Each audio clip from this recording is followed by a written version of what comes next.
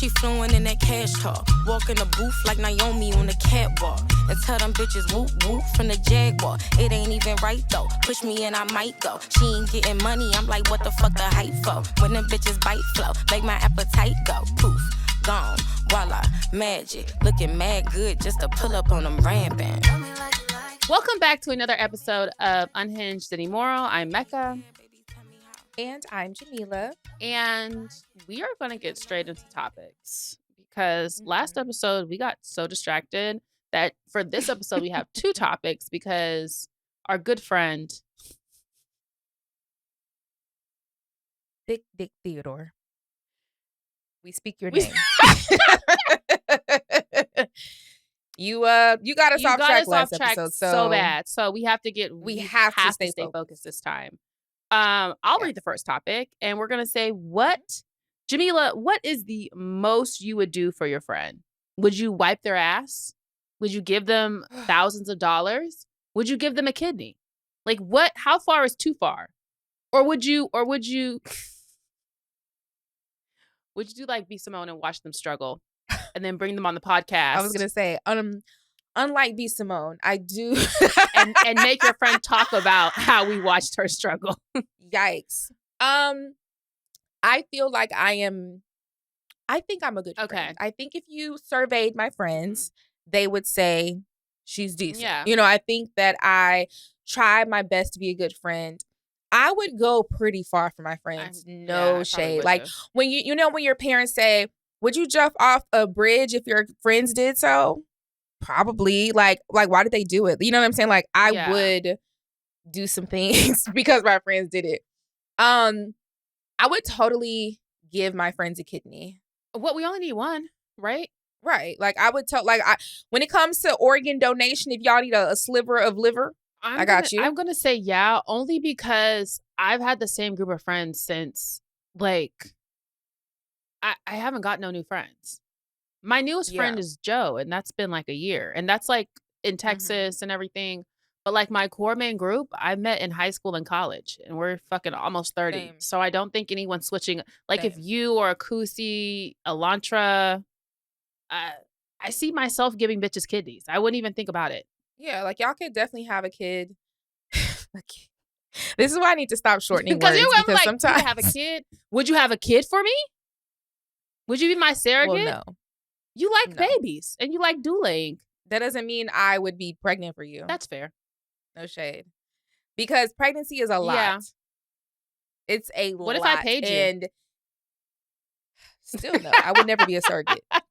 Fuck. Literally, you can't use my body as incubator for your child. Thanks. Yeah, no thanks. Like, and I am always so gagged to see that people do surrogacy. Yeah. Like for the right price. I'm always very gagged because although I had a seemingly, regular pregnancy, I didn't have too many complications. Delivery alone, especially how scary delivery can get, like you can die. Yeah. And we don't mean that like in a figuratively like dramatic way. Like I mean that in a bitches do die way. And no shade, I'm not doing that if it ain't my baby coming out. Fair. I'm not putting myself through that for someone else's kid. No, I am selfish in that way. There are times where I must be selfish. There are boundaries. Would I wipe my friend's ass though? I would put the shower head on it. I would put it on high. I was gonna say I do shit. I could shower you down. I could definitely bidet you. I don't think I want to get my hand and swipe up your asshole. Yeah. But if you were like hurt and needed help showering, I could probably help. I don't even think that's that weird. I don't think that's weird. No. Especially like it's just like, like if you think about it, like when Alexis went and got surgery and she was needing a friend to go with her. Like that's the type of shit she would be doing though. You're not actually wiping ass, but you're kind of helping someone because they can't move. Kind of help and assist in the ass wiping. Yeah. What's something that you wouldn't do? So we already said like I wouldn't be a surrogate. What's something that's just a little too far for you when it comes to being a friend? I wouldn't fuck my friend's man. Well, I think that I would hope that that's sometimes the girls do it. Here's something that would be too far for me. That would I'm trying to figure out how we got there because so this is it's where like, I was thinking. What's too far in? You know how? No, I think you misread. No, the I know. question. I did. I misread. Do you mean as if your friend asked you to fuck her man? Yeah, but like also I'm thinking like, fuck, who was talking about this? We were talking about sharing men. Oh, fuck, Huda in Love Island. Although I share a body with one of my very good friends, we were 1 in college, 2 we talked about it in depth. And the situation was like, she was basically like, he fucks so good, you're coming off a breakup and you're heartbroken and you need to be fucked, and I dare you to text this guy. That's like what boys do. But that's what boys do. So I was like, we were really just on some nigga shit. Like we were on some boy shit. Yeah. I would not date no one though who has previously dated my friend. I've seen that happen in friend groups where it's like you date a person who used to date one of your homegirls and everyone acts like it's like, not weird. And I wouldn't do that. It just seems like it would be. I feel like white people do it a lot. Whenever you're watching those movies and it's like they get with someone who it's like they dated 4 or 5 years ago. They have different cultural norms. It's a cultural norm for white people. I'm like, I don't like that. I wouldn't do that. So that is something I would not do. I would not date any of your exes, even though they might be years removed. Okay, so to rephrase the question, because I think you misinterpreted. Again? Still? We're talking about how far would you go, right, for your friendship? So what's the point where it's like, now that I can't do for you, sister? Like, are you co-signing alone? Like what is something you're just like, nah, bitch, I can't do that. Would I co-sign alone? I don't know if I'd well, I see my friends every day. So it's like, and I pretty much know my friends' financial situations. So if my friend was like, can you co-sign alone? And I know their shit's not straight, I would much rather lend them money that I don't expect to get back than co-sign alone. Do you see what I'm saying? We would have to discuss alternative options. I don't think I would. With co-signing loans. I would co-sign alone. That's so... Unless... That's so deep. Unless it's like... I mean, but we have like business entities together. So even that's situationally like different. But like... just in general, I don't see myself co-signing alone for a friend. I'm not gonna lie. I'm like if she needed a car and she's at the dealership and they're like, "Girl, I almost got this car, but they said I need somebody to co-sign. Can you put your name on it for me?" Do that. I'm not gonna lie. I'm very on the finances. I'm very like a type. Like I don't like to. Like I said, I would rather do stuff that I can just, if I can give you the money and like here's a gift. But a long-term stuff where we have to be attached. I don't even plan to be too attached to my husband. Like, I don't even want, like, financially, like, I don't even want too much. Like, I want to be an individual. Seriously. Yeah, I think, honestly, that it's kind of shitty to ask somebody to co-sign loan if you're their friend. Because now you're putting them in an awkward situation. Because it's like, you're positioning them to be the bad guy. And I don't like when people do that.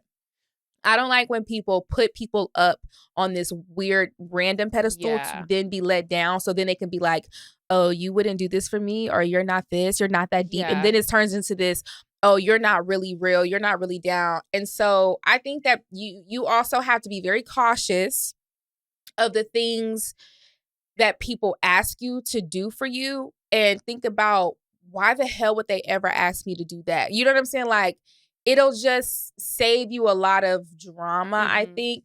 Yeah, but I don't think it's weird for friends to ask friends for money. I've just given regular money. No, I've given friends money. I've definitely given friends money. Yeah, I don't think it's weird to ask friends for money, especially if you have the dynamic. Like I know which friends are going to pay me back too.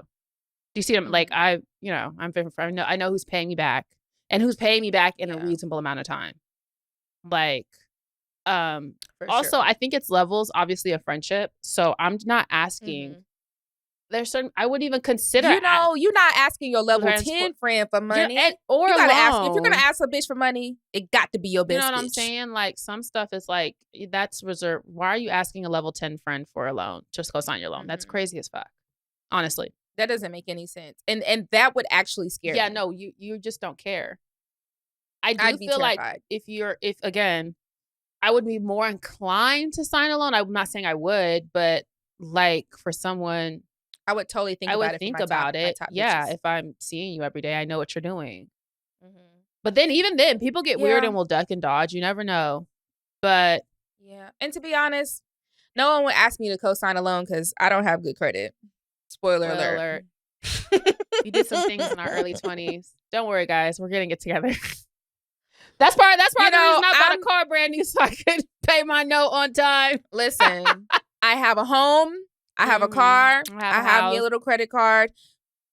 I'm okay. You know what I'm saying? I don't need the credit at this moment. You know, so it's like it's a work in progress. But I think we should start being a little bit more honest. You know, like everybody don't have that 750, 800. Some of you bitches got bad credit just like me. And it's okay.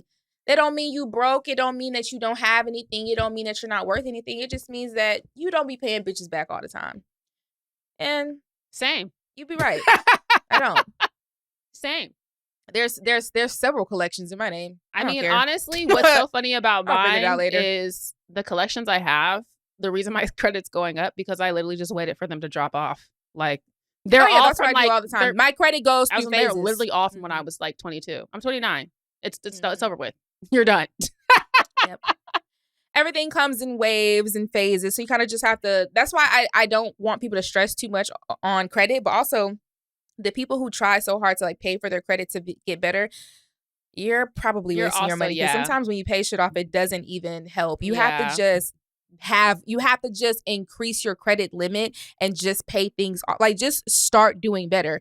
You trying to pay these people to fix your credit? You're wasting. You could be paying money down your credit cards with the money that you're paying. Yeah, you could just be, you know, or just do the long game and just wait for it to fall off. But I mean, either way. And you can dispute those collections on your own. Because that's all they're doing. Did. I definitely got some shit to fall off. Just disputing it through. What's that shit? What's the app?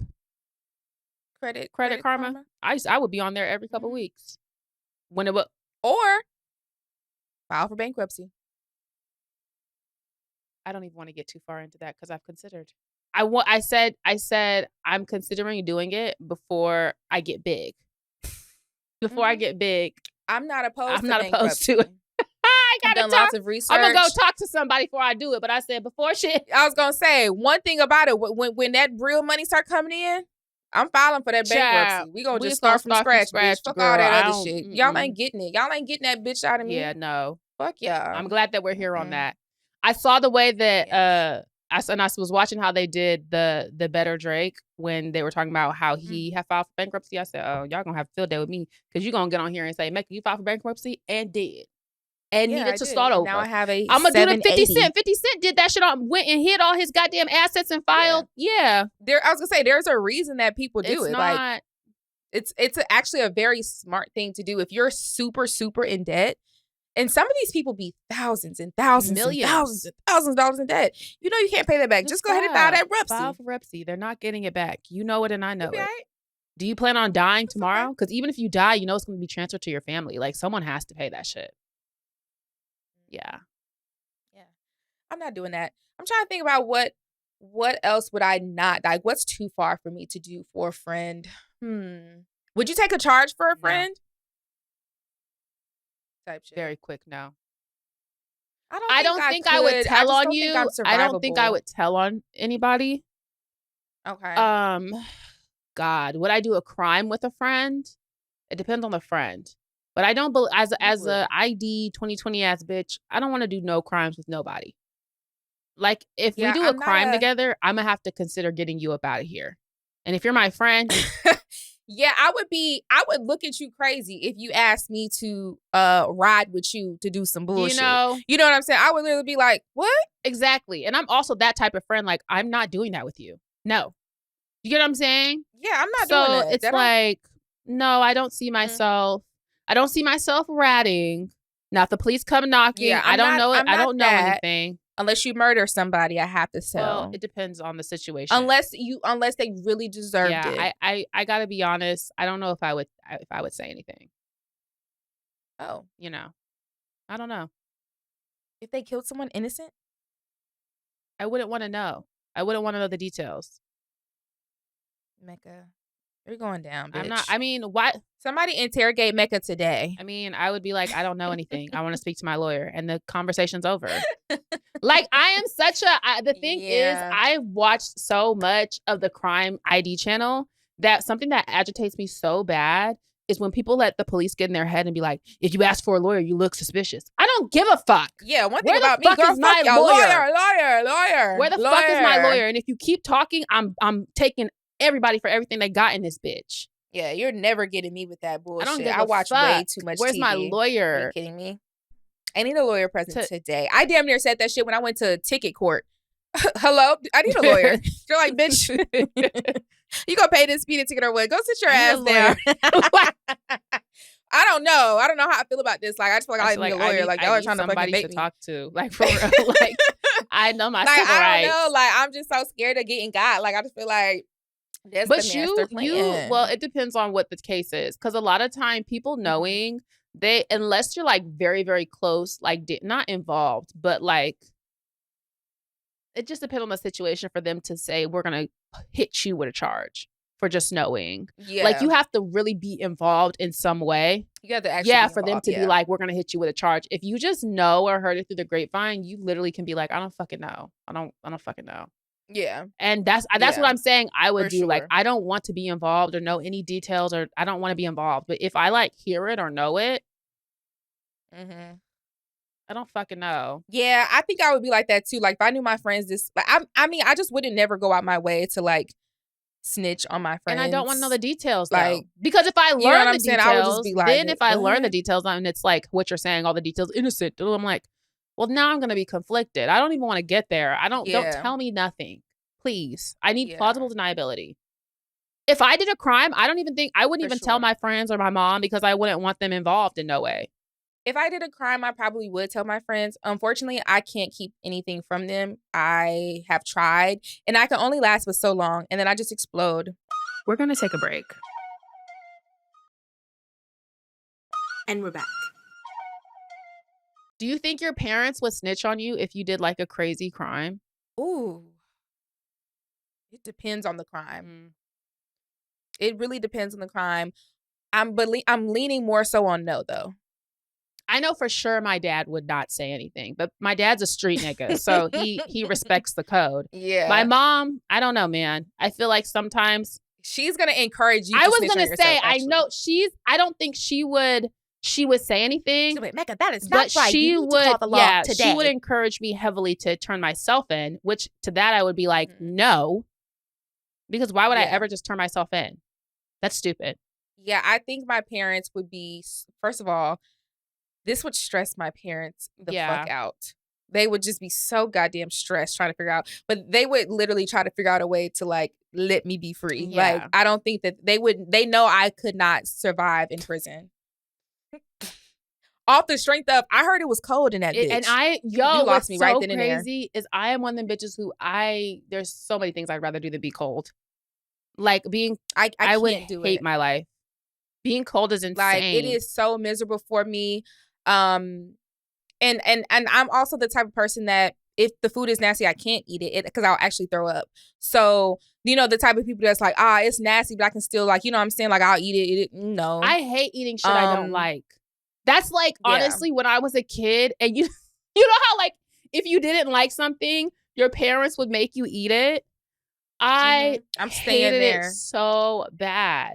Granted, this didn't... And I would put on a whole performance. Granted, this didn't happen a lot because I was a chunky kid and very much enjoyed eating. But when it was something I didn't like, I was like, please. Like, no, bruh. I don't want it. I don't want cauliflower. My mom would fucking hate cauliflower. Cauliflower is kind of good. You don't like the buffalo fried wing imitation? I hate fake ass meat. Like, have you had Beyond Meat? No. I just had some the other day at the movie night. Yes, and it's just like, it might as well have been meat. Is what it should be called. But it tastes like meat. That's the point. So it's not meat. No, it doesn't. Jamila, yes, it does. It tastes like should have been meat. Like, it's almost meat, but it's not. So you could have just ate meat. Exactly. But you just need to put some cheese on it or something, and it'll be like meat. It's okay. Cheese fixes everything. No. Yuck. I hate that fucking impossible shit. Like, what is it? And then if you ever stare at it too long, it has too many holes in it for me, and I have that phobia of holes. The hole phobia? I've never actually looked at it. What are you talking about, when it's cooked or when it's like... No, when it's cooked. Just bite it and look into it deeply. and it will disturb you. I'm that type of person. I inspect everything that I eat. I'm also a smeller. Do you smell your food before you eat it? Apparently, it's disrespectful, but guess what? I don't know. I never did, but Darrington was like that when we were growing up, and he used to always get in trouble because it definitely looks like it looks like you're disgusted with the food. I just never understood how is that disrespectful. Because it's like, I don't know. It's like, I'm not going to eat this. You're smelling it. It's like, bitch, I do that with ice cream. I don't know. It's a habit. I literally have to. But you know, like your taste buds is connected to your nose. So it probably is when you smell it, you can taste it better. I don't care about all these new ass fucking rules. I want to smell my food before I eat it. And I don't even know what it is. It just is something that I do. Even when I cook, I do it. It's not even like I'm looking for something to be wrong. It's genuinely just like a habit. I don't know what it is. It's how it's going to taste because, like I said, your smell, sense of smell is connected to taste. Yeah, I was going to say, I think it's also a sensory thing. I've realized as I get older, and this is something that I didn't even have a word for until recently, I am very strongly connected to my senses, specifically touch. I realize I actually have sensory issues. Like very intense sensory issues. Certain textures I cannot touch. What's the texture you can't touch? It literally sends shivers down my spine.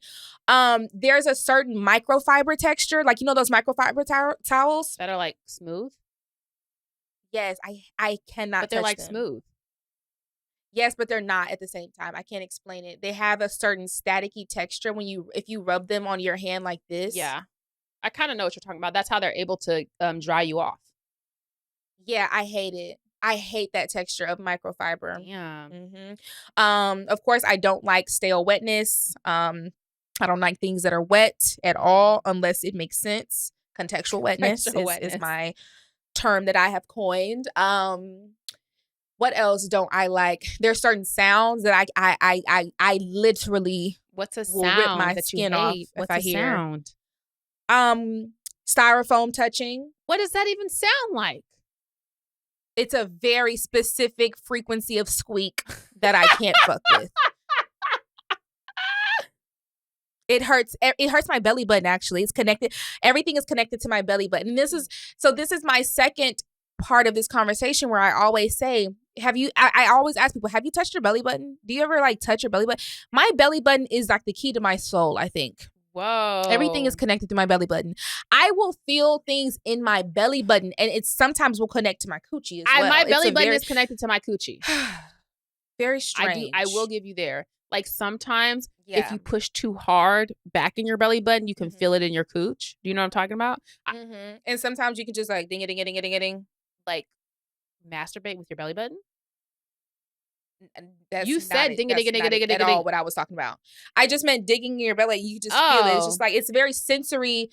It's almost like connecting one with your body. Yeah, that's why the chakras. It's like I'm almost reminded that I am a human being when I dig in my belly button. Like everything is connected, and like you can feel this and this. It's such a nerve. It's like the nerves are just jumping. It's like, ooh, actually, let me do it. I'm here. That gave orgasm though. That was like you just had an orgasm. That it is a little strange, but yeah, sensory is, I am very sensorily aware. Okay. Sensorily aware? I don't know how the fuck you would say that. I'm aware of my senses. I am. And I have to be very careful with certain things and textures because I like jeans, for example. Interestingly enough, I love a good pair of jeans, right? When I'm outside, I feel like jeans are very comfortable. I love a good jean. I love the way jeans shape my body. I feel very comfortable in jeans. Okay. The moment I step indoors. So you've never gone commando in jeans? Fuck no. Oh my God. That actually, the seam, first of all, the seams are too rough in jeans. And I wear my jeans tight. I'm thinking about that seam that goes right by that ass crack to the coochie. It's not that bad. Ow. Please. It's not. I mean, personally. So you just be coochie juicing in jeans? Well, I don't like underwear.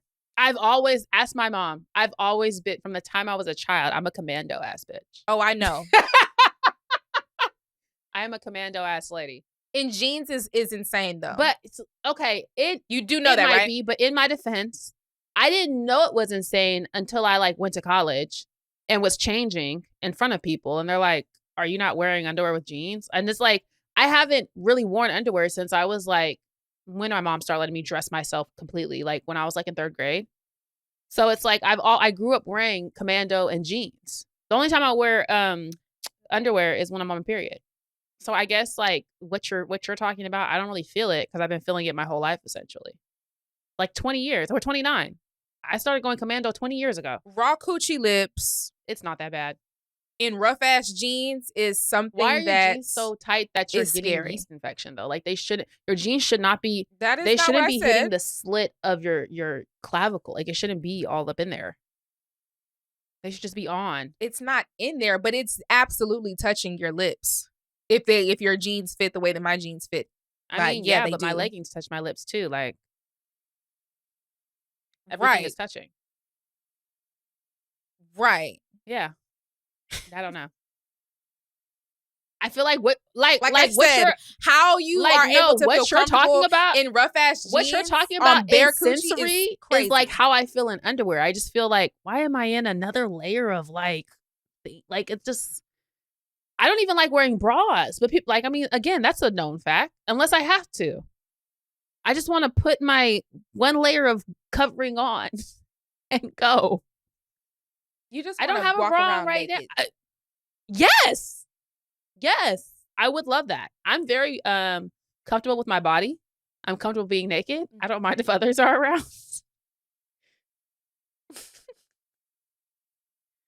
Another day of Mecca showing us how freaked out she is. Why do we sexualize being naked? I just had a naked mom. So I'm just really like, and obviously, and I 1,000% feel like it has to do with your mom. Was your mom like actively naked around you? I wouldn't say actively naked. I've seen her naked a lot, but she wasn't walking around just the entire house butt ass naked. No. My mom wasn't doing that either. But my mom was also like underwear and t-shirt, like at nighttime for like going to sleep and stuff. She definitely like t-shirt and my panties on. You know, the Black Mama starter pack with the bonnet. So it was like I was very aware. Like I don't know. I just never really felt no way about being naked. It just is. But there's no like sexual thing behind it. I don't feel like they're always connected, although they are sometimes. We're gonna take a break. And we're back. Okay, Mecca, what is your favorite niche fun fact? One of my favorite niche fun facts, I know a bunch of niche fun facts, but something I love so bad is that the owner of Little Caesars was paying Rosa Parks' rent for the latter half of her life. That is so random. So part of the reason I love it is because it's so random, because like the owner of Little Caesars was some white guy. Little Caesars hot and ready pizza is also so random. Like of all the pizza chains, the struggle pizza. And then on top, maybe it's because so many Black people eat Little Caesars. I don't know. Like, and then it's like he was paying Rosa Parks. Like, that's kind of how I want to be too. Like, I don't really want to flaunt my philanthropy like around. Like, I want to just, and mind you, we didn't find out until both of them died. That was the thing. Even when she died, we didn't know. It wasn't until he died that was something that came out. And it's like, I just want to die and people be like, oh my God, she was actually being such a good person this entire time. But we just like didn't even think about or consider. That's pretty cool. Did they ever give like information as to how or why that like happened? I didn't look that far into the fact. But that was like, I remember that from like after he passed away, seeing that on the news. Like that's like I've known that for a long time. So I would actually have to go back and research like all the details, but that's just like a fun fact. Also, another fun fact that I learned from reading The Matriarch is that after Johnson's family vacation, Cedric the Entertainer was going to create a show basically around Solange.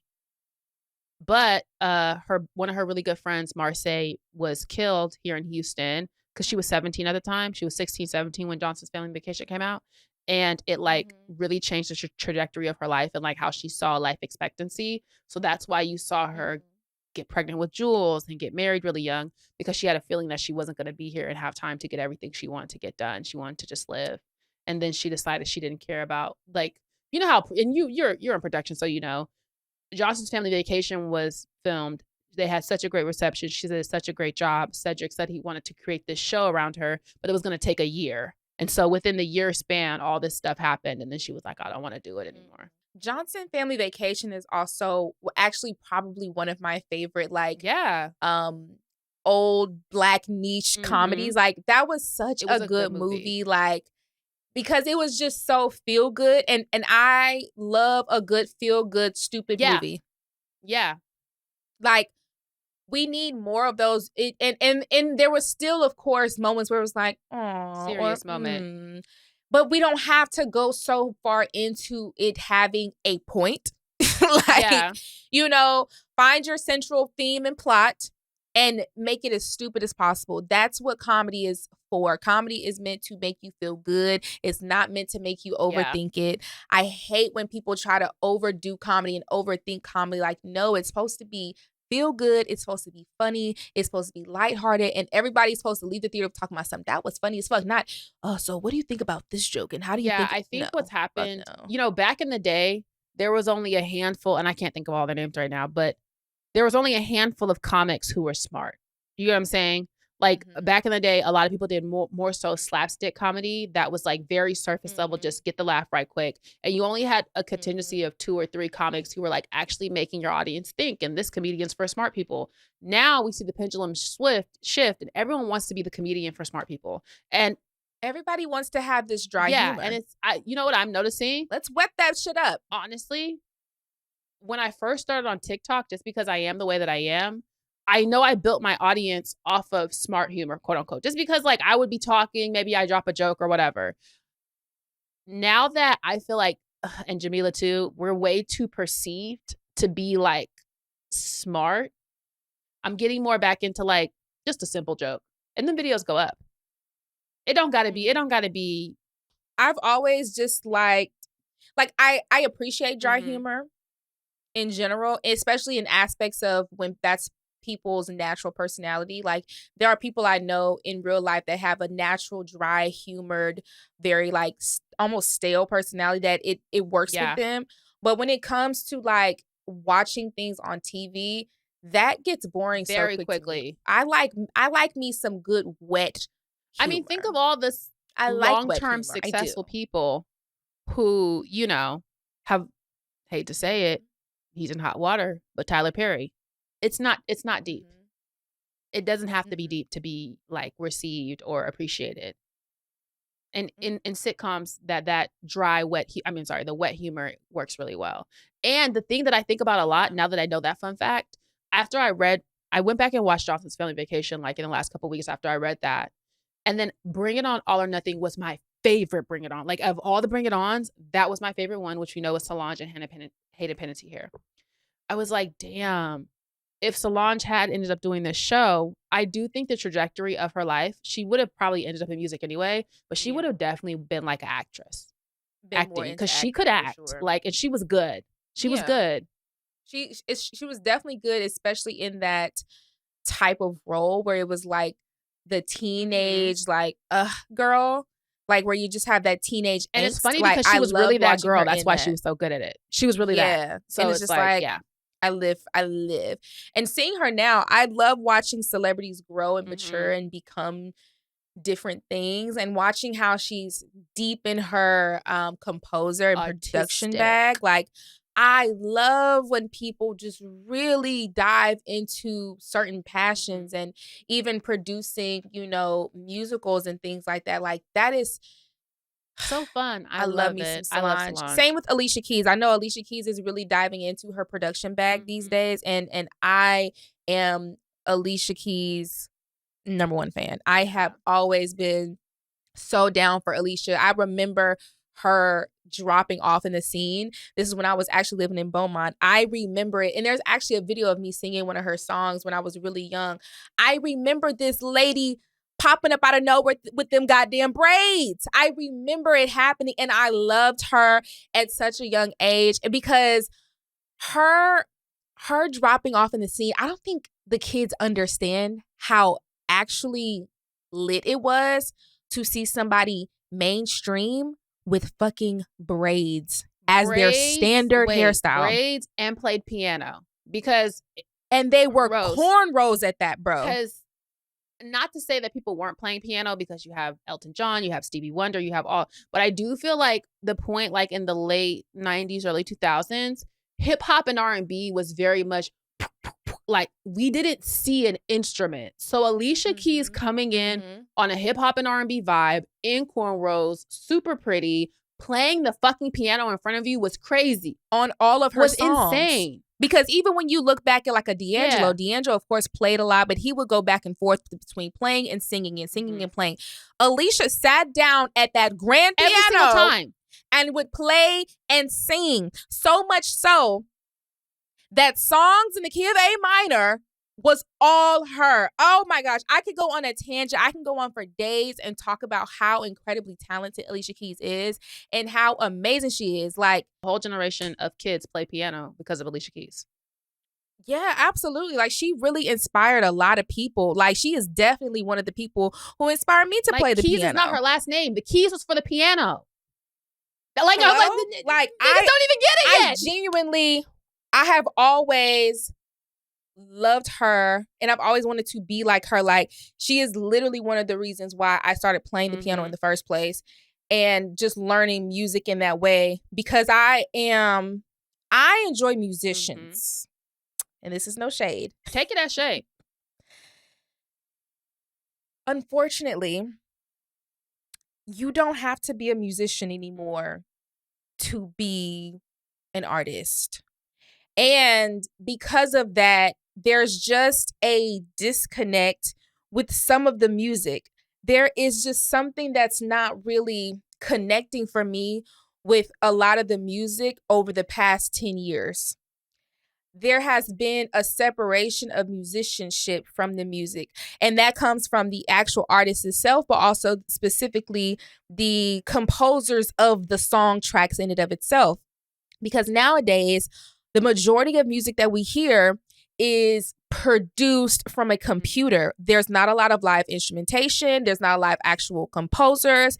And that stuff is just really important to me as a music nerd. I do want to see more people learn how to read music, learn how to play instruments, learn how to sing vocally in a classical manner, only because there's art that it needs to be preserved by learning this skill of music. And I want you guys to go to class, and I want you guys to put your babies in music lessons, because the music we have now, it's not bad. It doesn't compare. I mean, it could be better. And there's a reason for that. But, okay. Did you come up with a niche fact? I'm not sure how we got here. We said niche facts. How did we end up on Alicia Keys? Oh, Solange. I don't know. And Solange. Oh. Yes, composer and Alicia Keys. I just need to know how we got there. So my little fun fact is, when F. Gary Gray was directing one of my absolute favorite movies, which is Set It Off, the budget was dangerously low. And I'm talking about low, baby. That was a low budget film. And because it was a low budget film, what happens is you don't have a lot of opportunities to do things over. So the infamous scene where Queen Latifah runs their car into the bank, that was all shot one time. Wow. And one time only, because they could only afford to do it once. That's a crazy fun fact. And I love that because it worked out so well, and it's like it just kind of had to. Yeah. Dang. And I love that scene. And they was busting through them damn LA streets, baby. With that. I think it was like it was a sad fact about Queen Latifah. A sad fun fact about Queen Latifah? Fact. It's actually quite sad. About her brother? She bought him the motorcycle that he died on. That's sad. And the key she wears around her neck is the key from the motorcycle. I didn't know that. Yeah. That's super sad. Yeah. That's why she always wears it. Yeah, that's always sad. I hate when people like lose siblings. Yeah, I can't imagine. I don't even want to think about it. Yeah, it's I can't even. But I guess speaking about losing siblings, since we're there, Nelly lost his sister, right? If you remember, Nelly's sister died in, I believe, 2004. The reason I know this so intently is because in 2004, I do believe it was 2004, me and my sister went to the grocery store, H-E-B, with my grandmother. We sat in the car as we were, I think we had just finished. Yep, we had just finished grocery shopping. We put all the things in the car. We are sitting in the car, and next thing you know, Jazz sees a tour bus. The tour bus is for Fat Joe because Fat Joe was on tour with Nelly. The reason that we saw that tour bus is because the tour was canceled because of Nelly's sister's passing. We saw the tour bus. We absolutely wanted to meet Fat Joe. Well, I did because I was obsessed at that time. Fat Joe? I grabbed a receipt from my grandmother, the receipt that she had just purchased all her food from, and a pen, because one thing you know, back in the day, grandmothers always had pens on them. And I ran into H-E-B and I searched every aisle until I found Fat Joe. I found Fat Joe and I said, Fat Joe. And he said, hey, little mama. I said, hey, can I get your autograph? And before he could get my autograph, there were these two ladies who were trying to get his attention, and they were acting like some damn chicken heads, and they were being so ridiculously rude. And I remember that Fat Joe said, chill, it's a little girl here. He grabs the receipt, he gives me his autograph, and I went back to the car. And I saved that receipt for many years until I lost it at some point. But yes, that was my fun fact of myself for several years. I met Fat Joe at H-E-B. That's why Fat Joe. The funniest part about me meeting Fat Joe at H-E-B is, in fact, them leaving H-E-B with 4 baskets of food.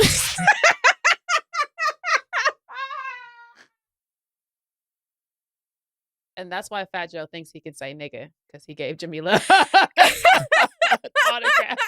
Chill. It's a little girl right here. So you remember, like, later, I can't remember what episode that was, when we were talking about what is one thing that, like, caused so many different reactions. Yeah. Not the butterfly effect, but something else. Sliding door. The sliding door, that's one of those things. I think of that all the time because there was no other reason for them to be rolling through Beaumont, Texas. Yeah. Wow. That would have never happened if that tour wasn't canceled. But they needed the food because they were getting on the bus and getting back on the road to New York. Yeah, before, like, 4 baskets was like, and y'all, baby, that was in 04. That's when Fat Joe was fat. Now he was big as shit. He's mid-sized Joe. And I believe he had on a white tee, a big ass white tee. Yeah. Oh, he was quite sizable. And he had an entire entourage. Like, that was I want to say that was actually my first encounter with a celebrity ever in life. I was so gagged by how many people were with them. Like, I didn't understand the idea of an entourage until then. They roll deep, baby. It was so many of them. And it was so many people also, like, trying to talk to him and stuff. But because I was a kid, I did get, a little bit of privilege. And I skipped everybody. And I said, Fat Joe. Like Riley off the Boondock. Fat Joe. Hey, Fat Joe. Can you sign my receipt? Child, chill. It's a little girl right here. Do people still ask for autographs? I haven't seen anyone ask for. I mean, I would ask for Beyonce's autograph. Like, I know the thing is pictures, and I'm gonna ask for pictures too. But, like, do people still ask for autographs? Like, people can't even write cursive anymore. So why would they ask for an autograph? I've been practicing writing my name my entire life. I was going to say, I have not practiced my autograph for this long for people not to ask. I just knew I was going to be famous. I have a special, you know how, like, first of all, my name's Mecca. So it's very much giving one name moniker. But, like, I was so inspired by the way Selena did her autograph that I do, like, a big M and then ECCA. I used to practice my autograph so much. Like, my siblings know down. It was so many autographs to me. And it's just like, I'm no shade, guys.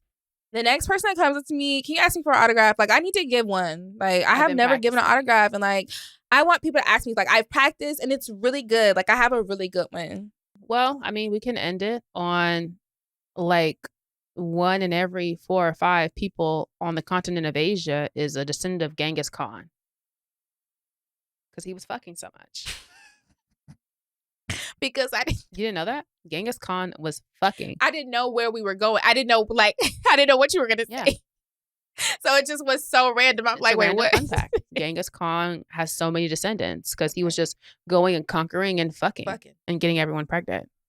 Non-consensually. Non-consensually. Thank you, Melissa. They were not consenting. Are we surprised? Not really. Also, Beyonce and the Pope are related distantly. Who? Beyonce and the Pope through their Creole. The new one or the one that just died? No, the new one. Very distantly. But you know, the Creoles are very, once you get all up in there, they have the French ancestor in common. Who the hell found that out? When he became Pope, they started digging in his family tree. And obviously, Miss Tina has outed their entire family tree. And so people started connecting dots because one of his grandparents is Creole. When I had first moved to Georgia, I was telling everybody that I was related to Beyonce. Half of it was me lying just off the strength. But the other half was because I truly believed it. And I do feel like if we really dig deep, you might be able to find it. Possible. You're from Beaumont. You know what I'm saying? Like, your mom's from Galveston, Texas, bitch. Yeah. You could possibly find it. We got some kinship somewhere. I used to tell people I was related to Barack Obama because he's half Kenyan. And my uncle does look very similar to his dad. But honestly, I don't even know what tribe Barack Obama is. But I will pull pictures out. I don't either. I'm sure if we look up what tribe Barack Obama is, he'll be able to tell us. That nigga don't know. Barack Obama didn't know his daddy, y'all. his dad was in Kenya chilling. Me drunk in the club showing white people pictures of my uncle and Barack Obama's dad. Like, yeah, this is like we're related. Like, duh. Like literally second. I don't know. Like, I don't know. Light-skinned Kenyans. Oh my goodness. All right, let's get into this spinach, y'all. We're going to take a break. And we're back. All right. So this is our segment, Spin It, where we take your nasty, low down, salacious situations and we give them a PR spin as well as a little bit of advice. Now, please keep in mind, Jamila and I are not PR professionals. We just studied in an undergrad and we like to, help you all out. Be sure to email at unhingedimoralpod@gmail.com. And when you send us your situations, make sure to include your race, your age, and your gender. All right, Jamila, what do we have this week? Hi, Jamila and Mecca. First, I want to say, love the pod, obviously. And the Valentine episode gave me some hard truths that I needed to hear before I even knew it. But anyway, here's my dilemma. I, 24 female, am someone who constantly being played by men, like always have been in a situationship and never in a relationship. So when I got the opportunity to move to a different state for a contracted job that caters to college-age students, I saw it as a new lease on my career and my love life. When I originally came out here, January 13th, I was mainly looking for queer relationships because I am bisexual. But literally on my first day here, I matched with a man on Hinge and pretty quickly set up a date with him 2 days later. We can call him Dan, 22. The date went pretty well, and he was pretty different from the guys I actually went for as a younger, dorkier, not looking for hookups, and pretty intellectual. Despite a promise to myself, I implemented a 3 to 5 date rule. I fucked him after the first date because after I saw what he was packing, I couldn't resist. We hung almost every day after that and would plan dates around our schedules. I would sleep over, drive him to work. Okay. And 2 weeks in, he even said, "I love you" during sex, which I did not reciprocate. Anyway, he had told me about his past relationship and how she was pretty abusive towards him mentally, verbally, and sometimes even physically. So I took that as a sign to keep things slow, but still show interest and not full-blown lover girl like I normally do when I'm really feeling somebody. Which apparently was a mistake on my end because I started feeling him pull away exactly a month after our first date. At first, I didn't think much of it because we had been on opposite schedules and had planned a Valentine's Day and even had sex on the 14th. But 10 days later, he sat me down to have a conversation about wanting to stay just friends. I assumed the way he framed the conversation that he wasn't interested in dating at all and wanted to heal from his past trauma. When I saw a photo of him post sleepover cuddled up with his coworker with SZA's BMF playing 4 days post combo, I absolutely lost it. We had another sit down conversation the next day where he expressed to me that he assumed I just wanted to hook up, and it felt more like friends with benefits, even though I had expressed that I wanted something monogamous, and I was tired of hookups during our mini pillow talk conversations. Y'all be long-winded. He said the pull away that happened around the 16th was because his coworker, Mickey, 18, kissed him and had expressed that she had always liked him. And so he decided to pursue a relationship with her despite knowing me first. They met a week after our initial date, but he insisted they had always been friends before she ever made her first move. I am not good at being played. So at the end of the conversation, I told him my period was late, which it was, and then took a pregnancy test the next day and tampered with the test. He tampered with the test. So they had the results I wanted. It led to a whole week-long debacle that ended with me actually scheduling a pregnancy confirmation with an OB 40 minutes away, which he insisted on attending with me. I found out that even though my test turned out negative, I did experience a chemical pregnancy and would have a miscarriage, quote unquote, which was not the news I expected. Let me pause right there. A medical pregnancy is essentially when your body tests positive for those hormones. However, it's not really latching, and it's not ever going to be a thorough pregnancy. And sometimes if you do an early pregnancy test, it'll test positive. However, it's not an actual pregnancy, and therefore when your period comes, it will evacuate. But it's not, I don't want to say it's not a real pregnancy, but just to give you guys the information. Okay. That's why she had a quote unquote miscarriage, because it's not necessarily like a heavy classified as that. Yeah. I had about an hour-long breakdown in the car with him before I could gather myself to drive us back home. Here's where I feel like I need some navigation through post-pregnancy test, pre-appointment. He had done a complete 180 in how he talked to me and was still actively going on some dates with his girlfriend that he was taking me on months prior, but post-appointment, he's done a 360 and has even ignored his girlfriend's text while spending time with me. I am the type of bitch to never stand on business. I can't do this. And want to reach out. Oh my God. The self-awareness is taking me out. And want to reach out. But all of my friends and even my roommates are saying to cut this man off. I am not made a little, you messed that up, sis. I don't know what you're trying to say. The little girl he's with, but I want to prolong this man's misery without reproach. Little girl he's with.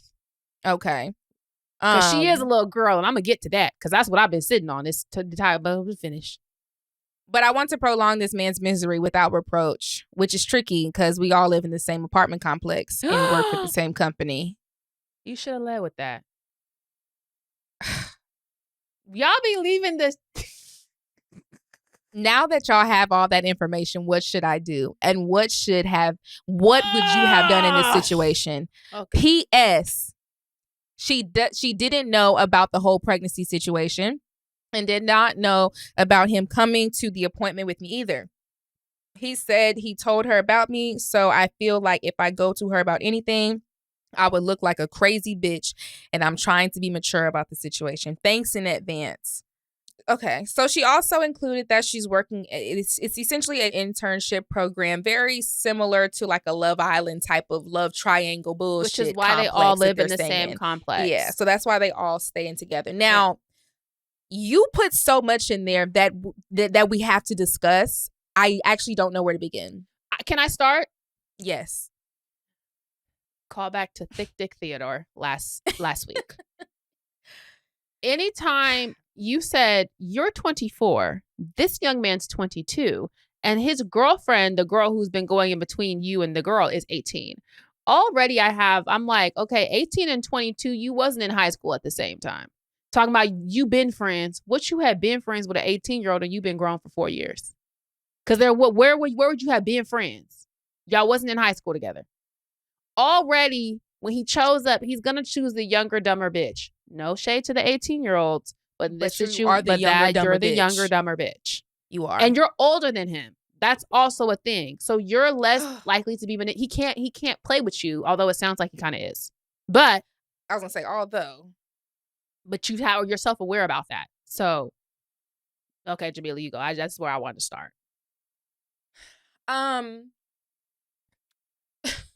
It's so much. I kind of paused when you said you were taking him to work because, and let me be very clear. I am not the type of person that is super strict on gender roles at all. Mm-hmm. And I've said that multiple times. I am not super like, oh, I have to be a girl and feminine energy and he has to be a man and a provider. I'm not all like that at all. Like I try to distance myself from the very strict gender rules.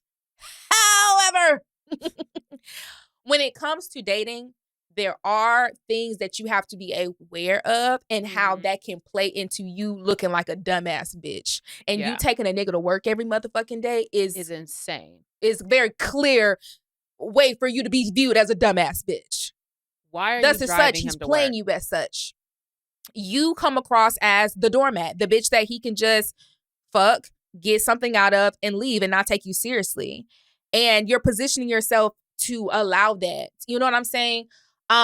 This whole, I told him my period was late, but I also tampered with the pregnancy test, but then I also ended up having a chemical pregnancy. So I made it. Oh, wait. So okay, let me tell you, I thought that I was tripping. So she said she tampered with the pregnancy test. Yes. I've done that She before. wanted it to say positive, but the thing is, she said her period was late, so she told him it was late, but because she wanted to really lock him in, she wanted to have a pregnancy test that tested positive as well, so she tampered with the test.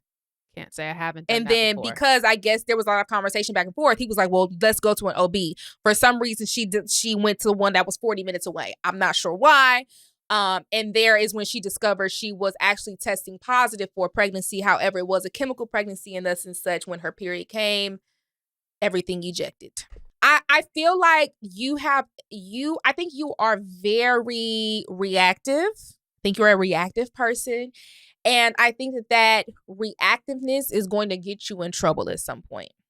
Because let's really think about why you wanted him to stay so bad, and so you were willing to fake a pregnancy to get him to stay. You are not if the moment you are faking a pregnancy to get a nigga to stay, I want you to know you've lost your goddamn mind, and it's time for you to wake up, shake up, and move on.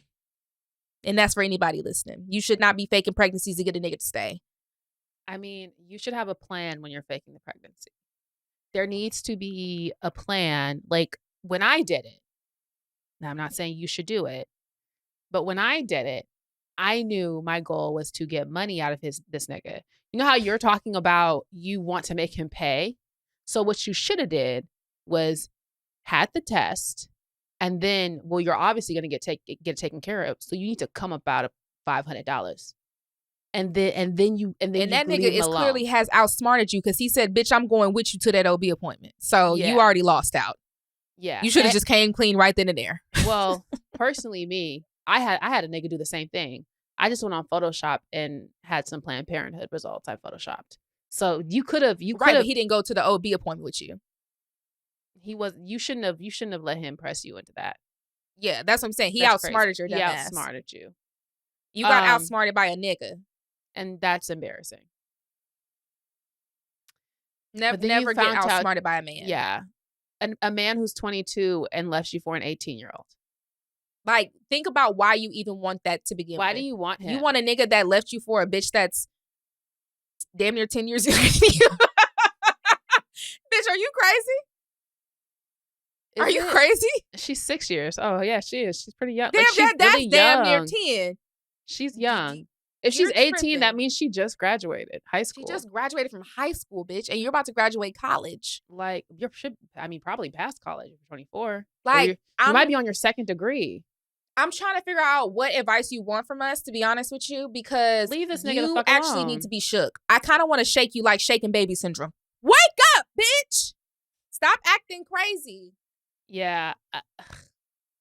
Again, the faking of the pregnancy, I don't really have anything to say about that. But I feel like where my mind thought you were going to go is I'm faking the pregnancy so I can get the abortion money out the nigga. She didn't want abortion money, though. She wanted him. But that's the thing. You wanted him. And that's where you lost me. That's crazy. It's like, girl, now what? You were like, what was your plan? The plan was that because it's supposed to elongate the time. Because her plan kind of did work. He was ignoring the girlfriend for her. He was with her. But what you put yourself in now? You're a side bitch. I was going to say, you put yourself in an elongated triangle with a bitch who's 18, with a child. You put yourself in a love triangle with a child. To a bitch who's 18. That sucks. That's embarrassing. Get up right now and slap yourself in the face and go find you a grown ass nigga to play with. I was gonna say, you're 24, you're almost 25. You should be hit. Like, please talk to a nigga who you don't have to drive to work, who has a car. Let's start there. It's like some foundational things here are. Because what was he doing for you? It doesn't really sound like much. Well, it sounds like he was fucking. But I mean, you could find anyone to do that. That's not hard. You act like that's a dime a dozen. Let me tell you something. All these niggas do that. Well, not all these them, niggas. You know. Well, You not know. well. Yeah, Well, but a lot- you know, yeah. and that's why you have to go find But you a so grown many man. niggas fuck well that it's like to even like a lot of men fuck well To and even be they're so broke. caught up on that, like y'all gotta stop letting good dick confuse you. Like And that's the only good dick you'll 24, ever have. Once you get 25, you at that point where you too old to be letting good dick blind you from good sense. Like you do have an age range where the blinders are on and everyone and it'll expects make a little bit of it sense. makes sense. That 18-year-old hoe that he got, that makes some sense. Let her be stupid. Yeah. Don't you at 24, you should not be dumb as hell for a 22-year-old nigga who's clearly not all there and who outsmarted you. And he already questionable because he fucking an 18-year-old. Hello? At 22. Who he been friends with.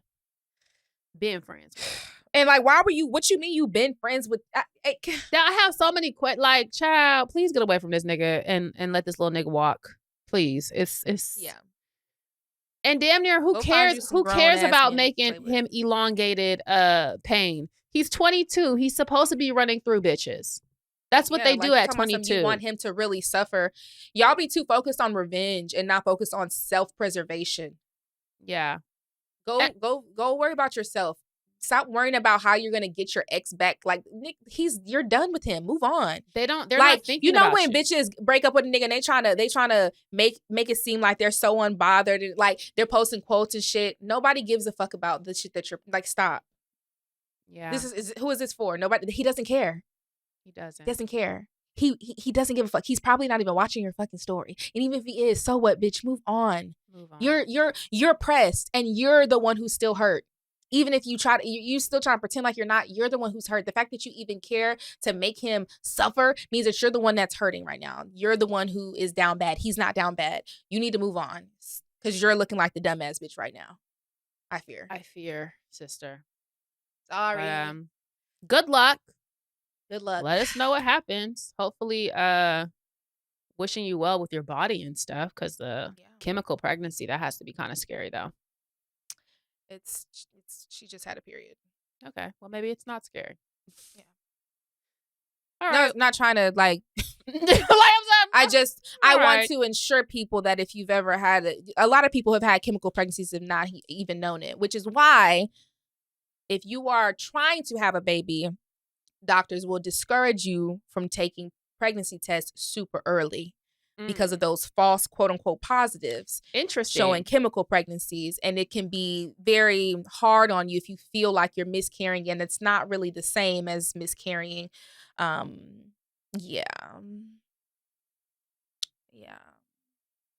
Okay. Well, let's read the comments. There's your biology doula lesson for information. Today. Thank you, Jamila. All righty. So we are going to get straight into some of these comments that y'all have been leaving us. Please keep leaving your comments. We love to see it. Okay, all right, I'm going to read some from Spotify. This is from Soraya. The way y'all just reminded me of the time I saw a man in all black watching me and my sister sleep. And when I went and told my mom, she just told me to turn on the TV and go back to sleep. I wonder if your mama seen the man too. It'd be like that sometimes. Your mom probably knew exactly what man you was talking about. Don't worry about it, baby. Just go to bed. She knew exactly what you was talking about. Damn.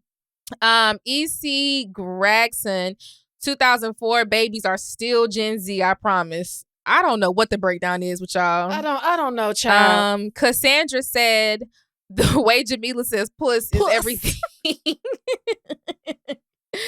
_D_ says, I can attest to quote unquote spooky kids seeing spirits and unnatural experiences run in my family. We never spoke of it until we realized that we all had the same unsettled spirit visiting us at night, the night my aunt passed. Listen, I'm telling you, them babies see things. The Lord Douglas said, woo, got me crying in the kitchen listening to y'all talk about allowing yourself to feel emotions. Love y'all down. We love you as well. All right. YouTube Spooky Kid said, Sherry412 said, happy Juneteenth, everyone. Kiera Lachey said, not Noah tapped into his sixth sense. Imani Jackson 3091 said, Borders probably doesn't even remember Borders, the bookstore. Erica Tyson -TE5PG said, Barnes, leave that young lady alone. Young DJ said, me, a 2004 baby watching this with like the standing emoji.